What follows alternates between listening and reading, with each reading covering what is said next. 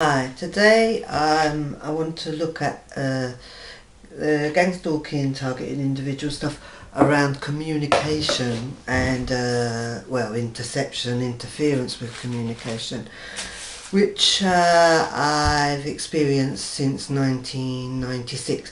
I mean, it may have been going on way before then, but it was brought to my attention in 1996. So it covers quite a few areas, so I'll try to deal with each area. So first area I'm looking at is computers and tablets. You might find that you get viruses, and of course viruses are part of life, and we can put in antiviruses and we can put in firewalls, protections, but sometimes I find that the viruses can go through there. I know once when I wrote something that was maybe quite a bit too exposing, I received worms into the computer, and every time I had it repaired, which was like the next day I'd have it repaired, straight away another worm would go through. And what I was learning was it wasn't really my firewall, it wasn't really that my antivirus wasn't good enough, it was going via Microsoft. And yes, what I've learned is that there's some people, or maybe hackers, that can use it like there's a back door into websites. So sometimes the interference that one receives is not just viruses, but like when I try to put out information on the internet, I will get interference. Say like in Blogspot, I might try to upload photographs and so forth, and then as I try to rearrange them on the page, there seems that there's someone else at the other side of Blogspot that's rearranging them for me and preventing me from doing what I want to do.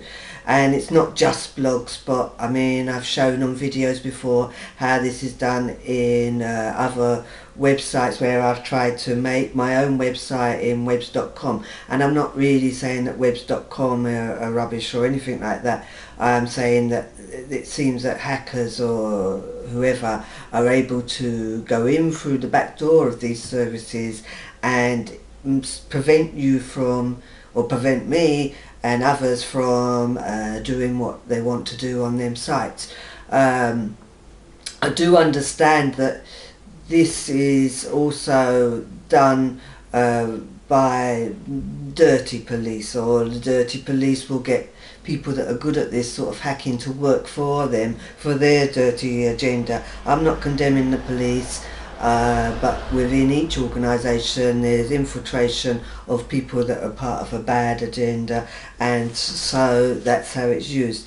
Yes, it's frustrating to try and decide as well who's doing this, but you learn that to do that, that's not about someone hacking, that's not some little noddy hacking at your site, although they do tend to need your like signing in to a site. They need to know your passwords, because when that time I was being attacked severely, that every time I had the computer fixed I'd get a worm straight away. At that time I used internet cafes and went in them, and what I found was if I signed into a site that was known like Facebook or YouTube or so forth, straight away I would get interference. So it's someone, I mean this is in a cafe, so it's someone who somehow knows my sites that I sign into, and as soon as I sign in they've been alerted to. So again, this is not no little noddy hacker. But at the same time, you know, one could suspect, oh well then this is high up, this is CIA, this is Black Ops. But what I'm informed is that CIA, Black Ops, they wouldn't mess around like that, they wouldn't play games like that, and it's mind games. They wouldn't do it because if you was just a problem, they would just close you down. They wouldn't mess about with, you know, catching hold of you. That is someone trying to indicate that I think that they're sort of coming from a Black Ops level, and they might be working for the Black Ops at some level, because it'll be cult and Masonic involved, to have that freedom to do those things that are illegal. But it's just about discerning where this problem is coming from. I did actually work it against them because that's my door, but I'm not answering it because I'm doing this video. I did use to work against them in that what I did was utilise that situation. So I'd go to the internet cafe and sign into individual accounts that I belong to and see at that point whether I would still be able to upload a little video that I made.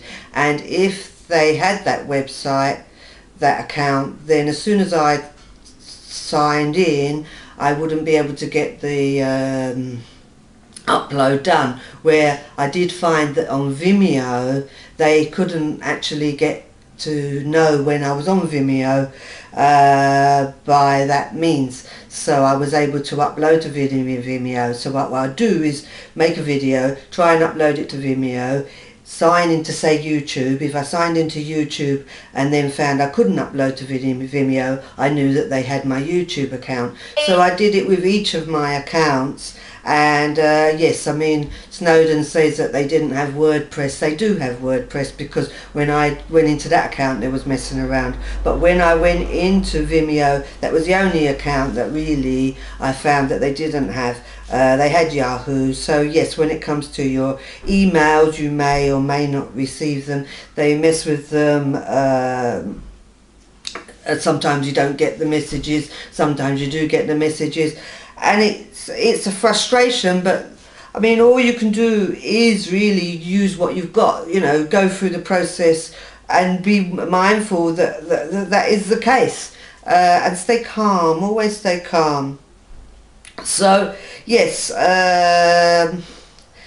I don't know, but I'm just trying to show that yes, if you're going through the same thing, yes, this is sort of normal for the interference. I mean,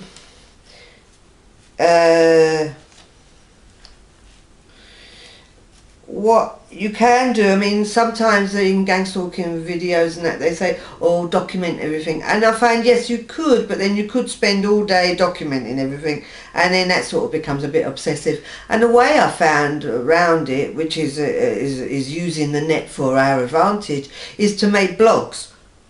To make blogs of things that are going on. Like I have a blog that I self-diagnosed as cerebral palsy. I don't know if I have cerebral palsy, but I have a lot of medical problems that are all the signs of cerebral palsy. So what I've done is made a blog and then approached medical health services demanding that I have help with the health problems. Like I've just broken both of my wrists, although they're recovering now. And I keep a record of that blog, and it doesn't really matter whether anyone reads it or not, because then I'm able to find them files, because you can keep all the paperwork in your house of all the documents, but to be honest, they can come in and take whatever documents they want, which is what they do in my experience with my paperwork. So a blog, I mean, yes, they could remove it from your blogs, but I haven't experienced that, although we are all treated different. So it's good to blog what's going on rather than just keep it in a paper file. So that's when the computer can be useful, and of course it can be useful for other things too. But it's about, you know, staying calm with it.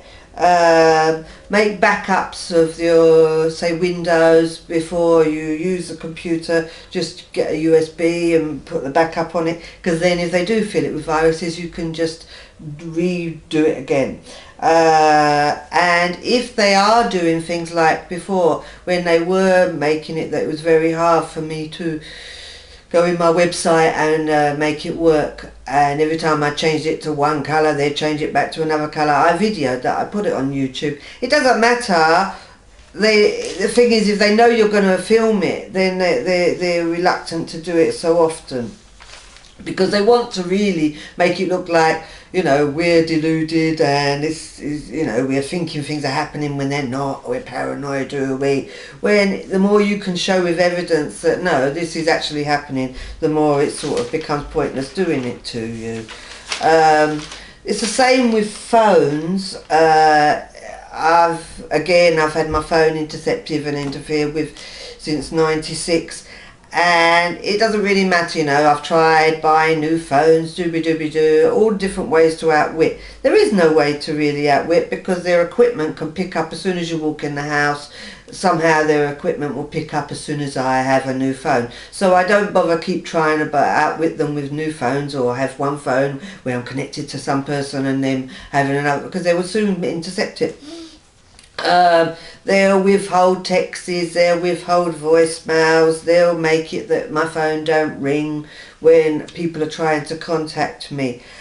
Or they'll make it hard to hear the person speaking. It will be cutting up, or it sound like they're underwater, echoing and so forth. And yes, it's supposed to show you've got no privacy. I find when the phone line is going like watery, like you're underwater or echoing, is sometimes it's just good to just end the call and make another call on another line. But it may keep repeating, but it's worth trying. If it keeps repeating, it's about don't play with them, don't fight them, because they enjoy that. They want attention, in a sense. It's like they're bored little boys. So it's about, if that's the case, that's the case. Often what I find nowadays is my phone is switched off for me. There's no network, it'll say no network provider and so forth. And you can turn the phone off and turn it back on again, and it'll still say there's no network. What I find in that situation is to dismantle the phone works, to take out the battery, put the battery back in, switch it back on, and it will work. It may only work once. I might make a call after that, and then obviously somehow then it detects to them that I'm using the phone again, and they make it no network again. But it's to explain that. Also, I wanted to add that if you don't want to be tracked, and that is, it's no good just turning off your phone, because it will still be tracked, and they can still use the microphone even when it's switched off.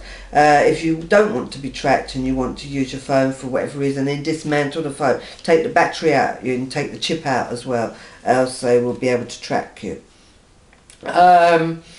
So, I mean, when it comes to phones, I think it's better to use them, and like, instead of using texts, I try to minimise using texts and use it to speak to the person in person, so that I know that they've spoken to me. It's not like then you're not left wondering, oh, did they get the text, didn't they get the text, and so forth. I don't use my voicemail. It says on my voicemail, don't leave a message, because I'm not going to listen, because it's just to reduce it to basics, so that then you've got more chance of keeping in communication, and there's less for them to mess with.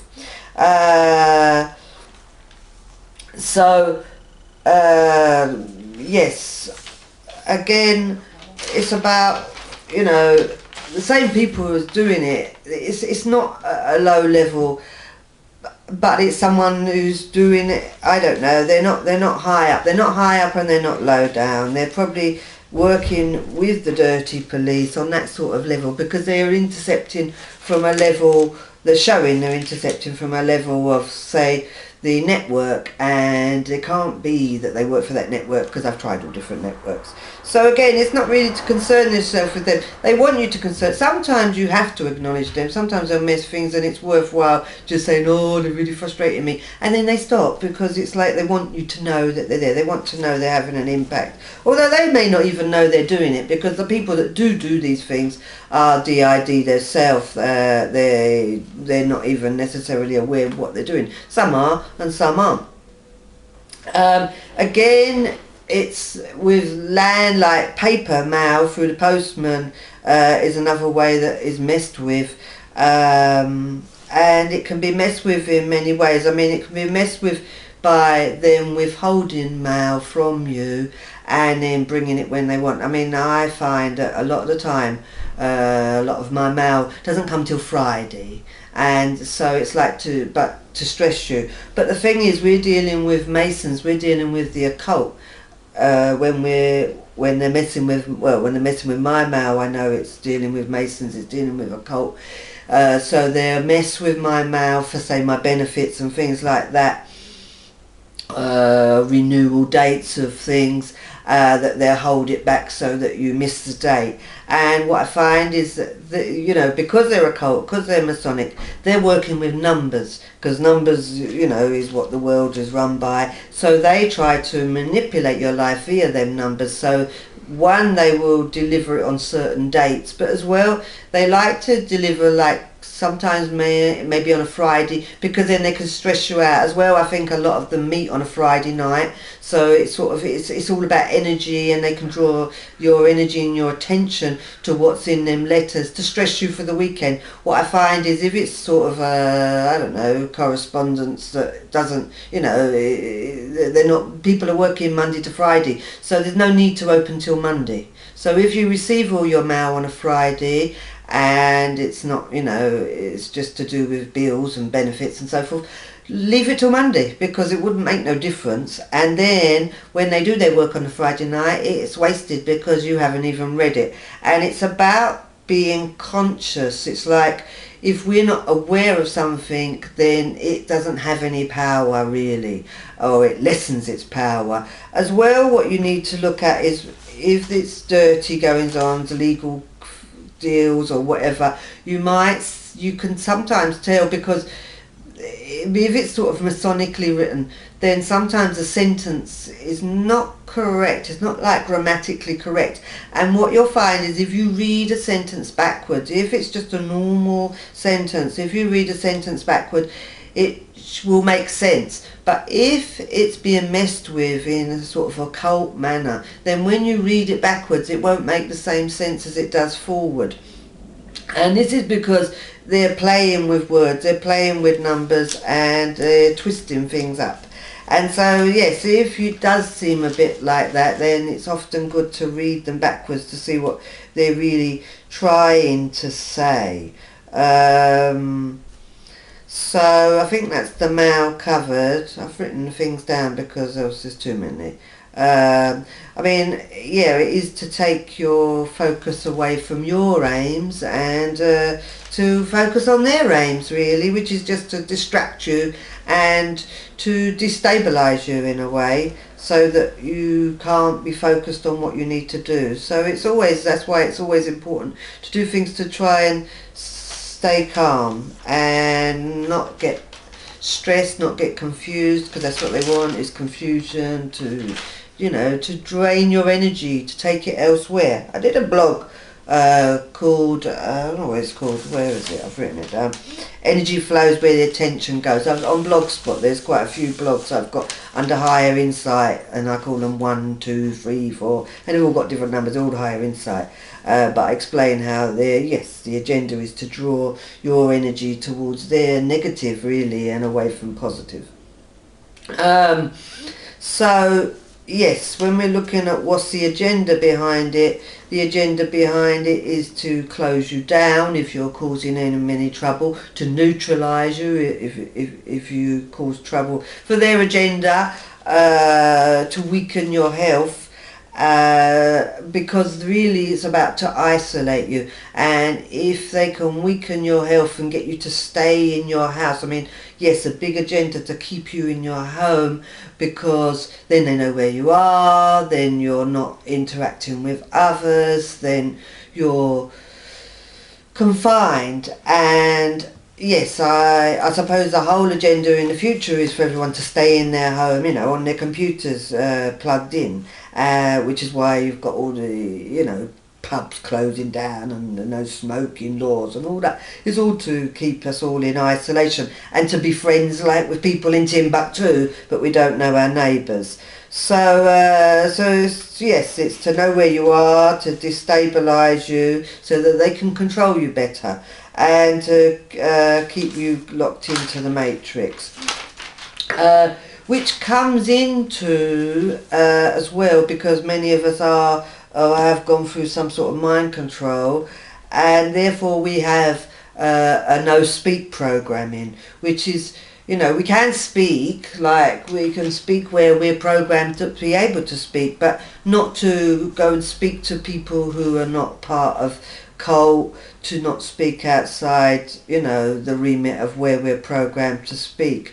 So we might find that, you know, we go into an area and we don't, you know, I know for me it was difficult in the past for me to say hello to people who I don't know, because it was like, no, it's a programming against it. So it's good to just try and break that, even if it's just to say hello to people, because you find that it's like, I've been in places where I've been to film like underground bases and that, and I've gone through these little areas and everyone's staring at me, and I could get paranoid and think, oh, they're all watching, and maybe they are, but what I find is if I go, oh hello, isn't it a lovely day or something, then it breaks the ice and the person no longer is acting like I'm suspicious and I'm not suspicious, and it just changes the energy, and then they feel they know you. So as well, I think we're programmed with this no speak, don't speak to anyone, don't trust anyone, so that we don't break the ice with people, so that we don't meet new people, so that people do stay in a paranoia about us and we stay in a paranoia about them,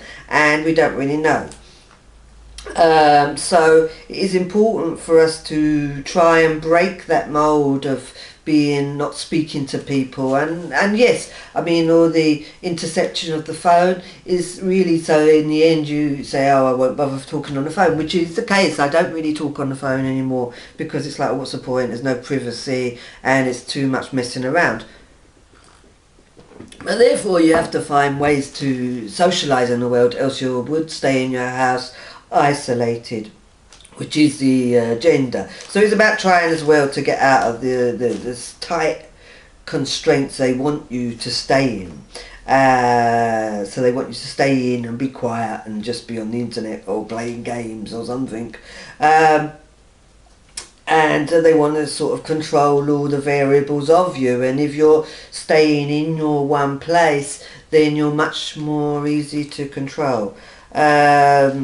As well, they don't want you meeting people that are non-cult, and if you're going out, then it's like, it becomes, there's more probabilities, and so they're reducing the probabilities, and then they can monitor you easier, and it makes it less work for them in the long run. And I think a lot, you know, not everyone who's gang stalked and targeted nowadays may be cult, may be mind controlled, maybe a trouble, maybe it is just they're practicing on people of all different ranges to see how do they cope, how do they respond, so they can block them ways, so they can learn, so they can be ahead for the future. So, but as well, you know, it's about knowing that there's a, you know, they do have the ELF, they, you know, and again, I found with that of going out, it's like a few months back, I was having vibrations in my body, and then I decided, you know, to study it and looked at the biomagnetic stuff and realised, no, if I go out onto the earth, then then their frequencies have got more of a struggle, because the earth is a bit bigger than their frequencies. So if I used to go to the river, and that was helping, but it was like, no, then there was a strong effort to, again, to keep me back in my house, to not be going out and you know, distracting what they're doing.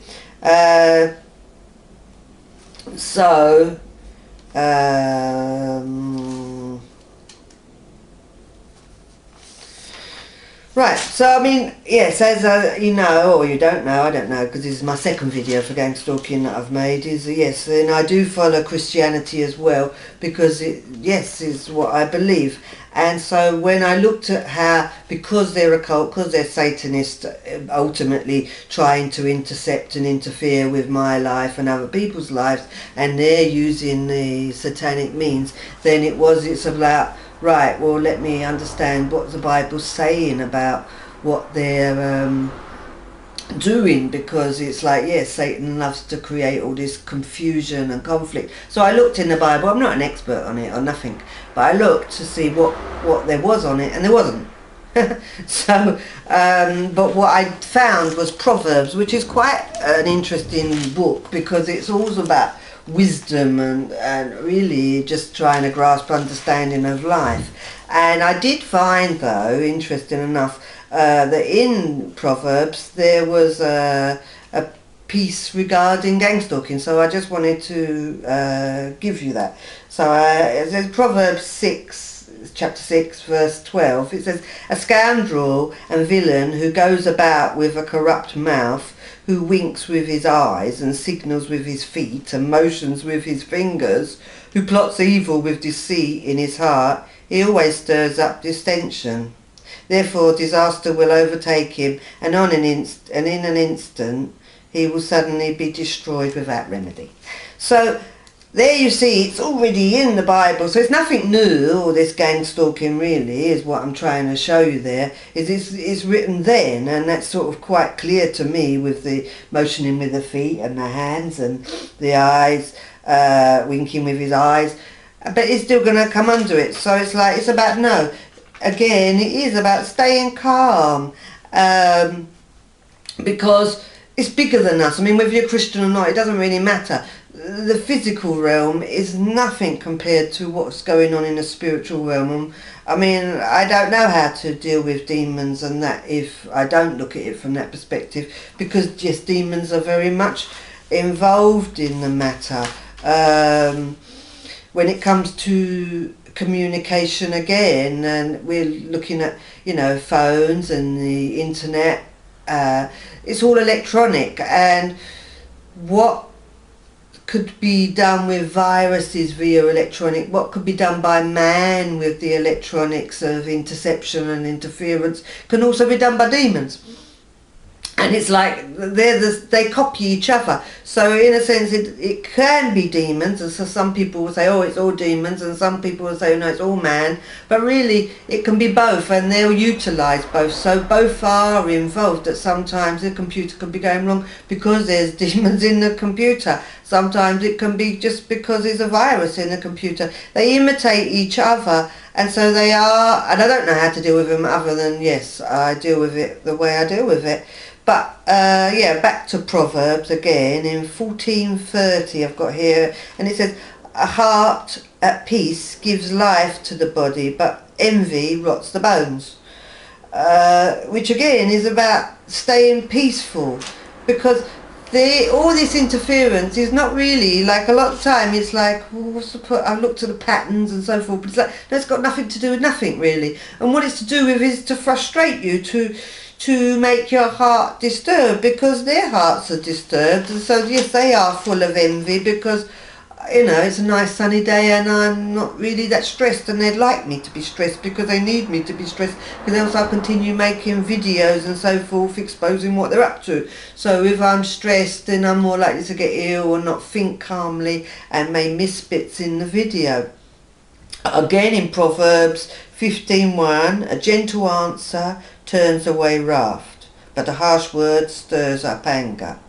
Because it's like they'll come and say things like that when I started this video, and it's buzz at the door, and it's probably Jehovah's Witness.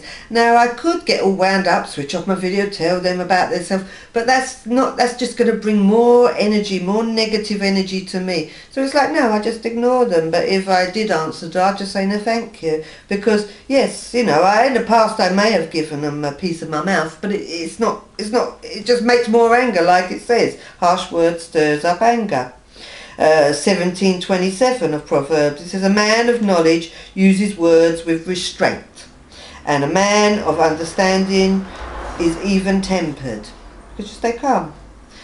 Even a fool is thought wise if he keeps silent, and is discerning if he holds his tongue. So even a fool, yes, if you just shut your mouth and don't say nothing, you're better off than saying things to annoy, because then you're just creating the energy again. And this is all back to the occult and the demonic, because it's like the demonic can't really stay around if the energy's not right. If it's all nice and peaceful and loving and godly, then they can't hang around. So they do things to annoy you, to try and get the energy stirred up, so that then, yes, something can grow out of it. But no. So yes, it is wise to pray, to, even though it may sound crazy, to pray over your computer, to break all curses over your computer, all curses over you. The more you eliminate all these things, I mean, at the end of the day, whether you believe in the demons or not, and whether you believe in Jesus or not, it doesn't matter. The demons still are scared of Jesus. They're still going to exist whether you believe in them or not. So I see it as, well, you know, what harm does it do in calling on Jesus to break the curses, to, you know, that's the power that we've got through him, to break curses, to cover ourselves in his blood. That doesn't mean covered in blood and all horrible, but it's about, you know, we have to do what we use what we've got. So to break curses, break bonds with, wash away all the programming with his blood or with the living waters.